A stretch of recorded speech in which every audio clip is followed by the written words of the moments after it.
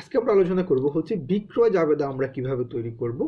বিক্রয় জাবেদা তৈরি করার জন্য আমরা কিন্তু জানি যে ক্রয় জাবেদা এবং বিক্রয় জাবেদা এটা হচ্ছে জাবেদার যে দুই প্রকার, একটা হচ্ছে বিশেষ জাবেদা আর একটা হচ্ছে প্রকৃত জাবেদা। আর এই বিশেষ জাবেদার মধ্যেই কিন্তু রয়েছে আমাদের ক্রয় জাবেদা, বিক্রয় জাবেদা। ইতিমধ্যেই কিন্তু আমি ক্রয় জাবেদা নিয়ে কথা বলেছি, আর আজকে আমরা আলোচনা করছি হচ্ছে বিক্রয় জাবেদা।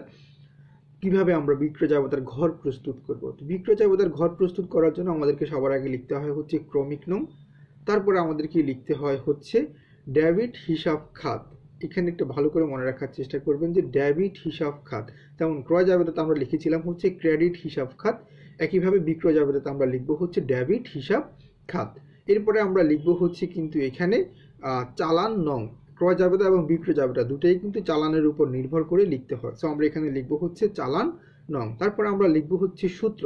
এরপরে আমরা লিখবো হচ্ছে আরেকটা ঘর, আর ঘরের ঠিক উপরে হেডিংস আমরা যেভাবে লিখি ওখানে আমাদের লেখা থাকবে হচ্ছে বাকিতে বিক্রয়ের জন্য যে জাবেদা আমরা দিই সেই জাবেদাটা, যেমন হচ্ছে দেনাদার হিসাব ডেবিট আর হচ্ছে গিয়ে বিক্রয় হিসাব ক্রেডিট। আমি একটা স্ক্রিনশট দিয়ে দিচ্ছি, সেটা আপনারা দেখে নেবেন, তাহলে কিন্তু খুব ভালো বুঝতে পারবেন।